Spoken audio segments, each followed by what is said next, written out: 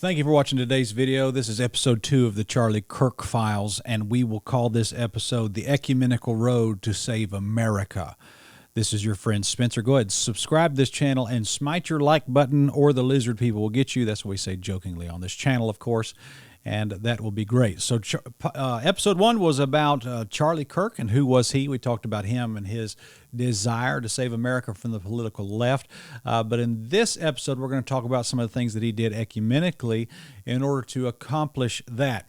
Now, I want to say, first of all, I do agree politically with, virtually everything Charlie Kirk said and a lot of things that he did. This is a tweet that he did.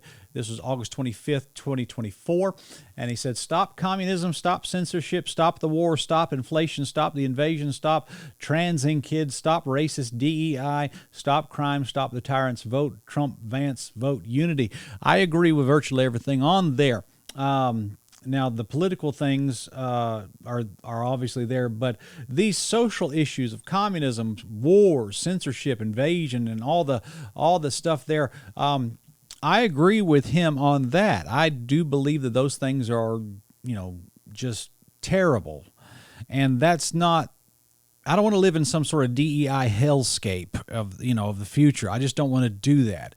I think that's dangerous. I think there's unintended consequences of these bad ideas, which every bad idea has consequences. And so this is the political angle of what Charlie Kirk was trying to do. And in his mind, these are the great evils of our day, and we need to unite as much as we can on the political right so that we can defeat these ideas and come together. Now, here's what I want to show you. Is that he decided that I need the help of the church in order to do this, and I'm gonna work with churches and try to unite the churches under the flag of defeating these ideas, which I think it sounds very noble. Now, this is a tweet that he put out. Let's see, August 13th of this year. "The West was best because of Christianity. We must seek Christ first, and our nation and cultural resurgence will naturally follow. For America to be great, we must remain majority Christian. This is why Turning Point USA Faith hosted over 700 pastors and ministry leaders this weekend. We must never cede the public square again, or catastrophe will follow." Now, I want you to know that he's trying to save the West. Very noble goal. Nothing wrong with it. I think that's amazing. We need to save the West. We don't want to be the USSR. That's not good. But if you notice here, there's a very vague and generic definition of Christianity there. And he says that he met with over 700 pastors and ministry leaders this weekend. What denominations are those? Are the Mormons in there? Are we calling them Christians? Are the Catholics Christians? Are the Jehovah's Witnesses Christians? Are the Seventh-day Adventists in there Christians? Are the Southern Baptists? Well, who is in what is Christian? And the problem is that he said we have to save America by uniting on the political right and forget about all that other defining lines in the Christian world. Let's just unite together politically. And this is what he did. He did this, many, many times. Thousands of people to gather tonight to hear about faith, liberty, and hope in the future of our country at Destiny Christian Church in Sacramento, California. There is a remnant. Even in the bluest of states, there is hope. Don't let anyone tell you otherwise. Now, there's nothing wrong with trying to push a political agenda. But I think what happened is that the line was blurred between the political agenda and the religious agenda. He even says here, massive opening night. This was the date on this was February 26, 2024. Over 2,000 church leaders, 1,200 pastors from across the country at our Turning Point USA Faith Strong Church event in Arizona. So he's having church events in the name of right-wing politics. With our great partners, Dream City Church, the combined reach of these pastors is in the many millions.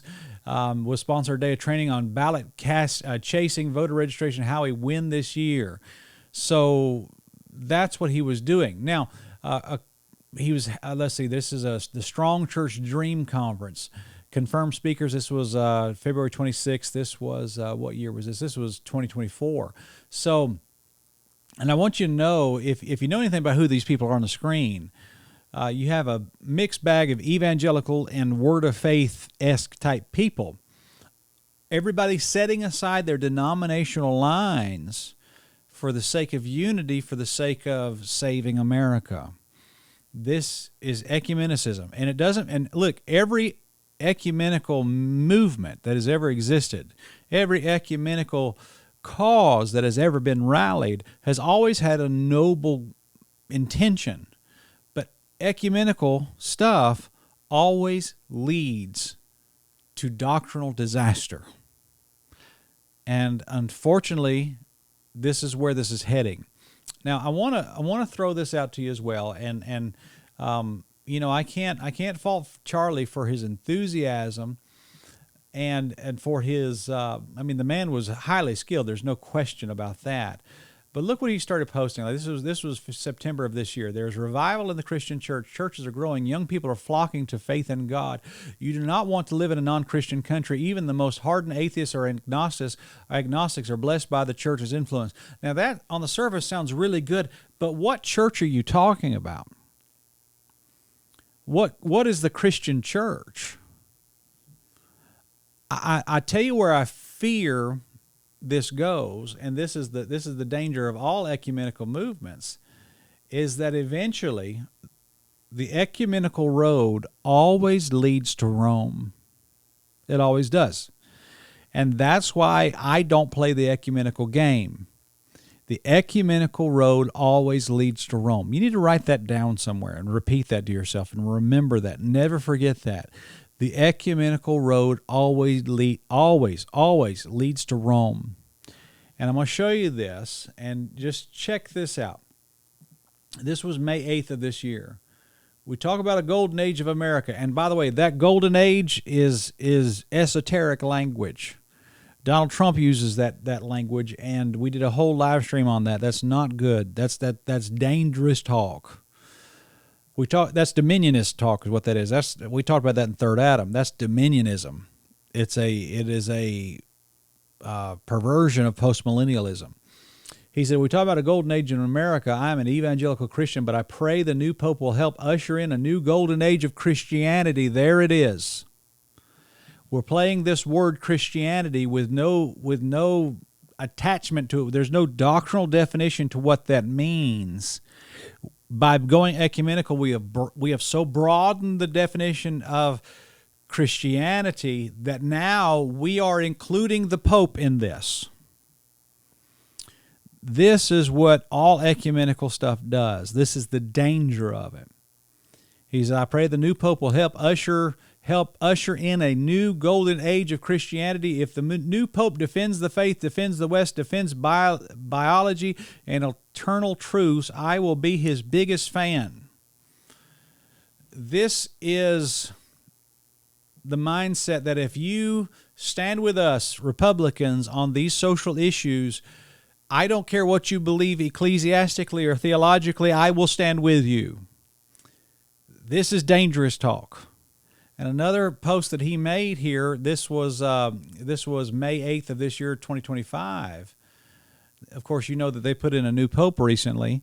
Our Turning Point Action Team pulled the voting history for Pope Leo the 14th. He's a registered Republican who has voted in Republican primaries when not living abroad. Our data shows he's a strong Republican and he's pro-life. So if the Pope is Republican and pro-life, he's one of us. And we can't do this. We cannot unite with the most damnable religion in the world in order to save America. This is ecumenical. This is where this goes off the ranch theologically. And so I want to tell you that unity is a beautiful and fine thing. How blessed it is when brothers dwell together in unity. But when the measure of fellowship becomes, are you pro-life, are you Republican? If so, then you're okay. that broadens the spectrum of who we fellowship theologically so wide that even the Pope's in there.